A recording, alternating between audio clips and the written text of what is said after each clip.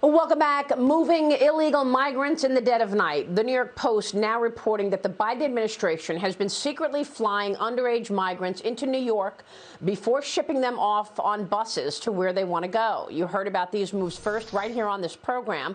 And I just returned from a trip to the border where I saw the crisis firsthand and I spoke with migrants. Joining me right now is Tennessee Senator Bill Hagerty. He's also a member of the Foreign Relations, Appropriations, and Banking Committees. Senator Hagerty, it's good to have you this morning. Thanks very much for being here. I know that you sounded the alarm on this months ago, on the administration's secrets in terms of transporting migrants into your state, Tennessee. We also heard from Senator Marsha Blackburn about this. What can you tell us about what's going on? Well, first, I want to thank you, Maria, for bringing so much attention to what's happening at our southern border. The Biden administration wants us to completely ignore this and look the other way. You've been great about calling this out for the American public. And as you say, we saw this happen first in my home state of Tennessee. The Biden administration began to ship migrant children in the dead of night. We caught them with, on camera with private planes flying into Chattanooga, Tennessee. One of my friends was on a commercial flight and saw this happen as well. They landed after 1 a.m. They bring these children in, they put them onto buses, they send them to undisclosed locations. One of the locations we did find out about had terrible crimes take place. They've actually had to shut it down. Yet there's been zero transparency from the Biden administration.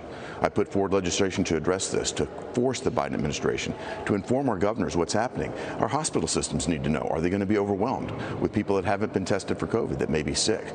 Are they going to be overwhelming our school system? Will they overwhelm our law enforcement? We have zero information. Now we're seeing it happen in New York, New Jersey, and other parts of the nation. It's unbelievable. I mean, look, we're showing pictures of our trip last week because I was able to talk with ranchers and talk with other border officials to really get a sense of what is taking place here.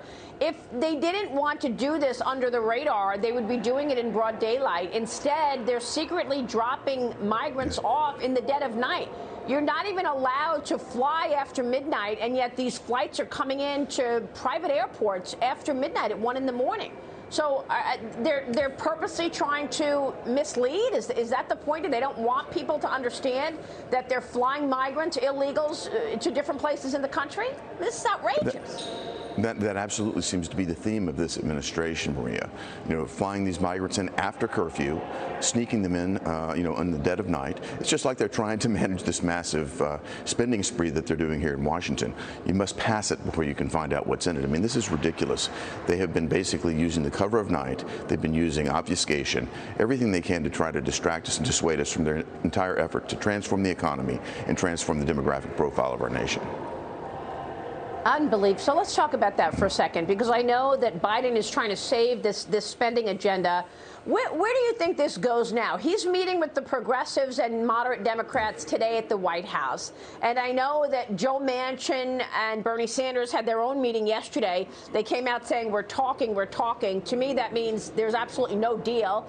Manchin says, look, it's likely we're not going to see a reconciliation, obviously, by the 31st. I reported that this week, that the 31st is clearly unlikely. Do you agree with that, or do you think that something can get done in terms of a vote on the table by the 31st, or what's the chances that nothing gets done? I think the chances that nothing gets done are very high. And what's happening is exactly what I predicted with this infrastructure bill. Nancy Pelosi is going to hold it hostage.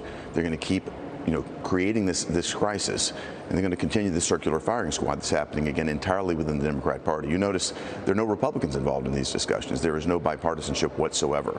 This is merely the Democrats trying to get at what they think they can shove down the throats of America on a completely partisan fashion using a parliamentary trick called reconciliation. This is bad for America. I think Democrat constituents are realizing this and pushing back hard. Joe Manchin, Kyrsten Sinema are pushing back here in the Senate. I think they're going to encounter a lot of problems in the House as well. So where do you think this goes then? If they don't get a reconciliation package with all of this spending through, what will they do? Will they do a continuing resolution? How does that play out in your view? They'll have to do another continuing resolution, which again keeps in place Trump-level spending, and we'll move into next year. And as we do, inflation is going to continue to rage. I think we're going to see another spoiled Thanksgiving and Christmas, thanks to the inflation that the Biden administration is dumping on the American people. Energy prices through the roof. Our dependence on nations like Russia and Iran, again, surging. We're going to try to navigate through Thanksgiving and Christmas with these mandate impositions that are going to cause all types of system disruptions. The price of food at the store is just through the roof again. I think it's going to be a very difficult Thanksgiving and Christmas for people, and I don't think the Biden administration will fare well at all. This is absolutely extraordinary, Senator. I mean, I'm trying to figure out what they're doing. They're ignoring the border. They're pushing through to fundamentally change our economy.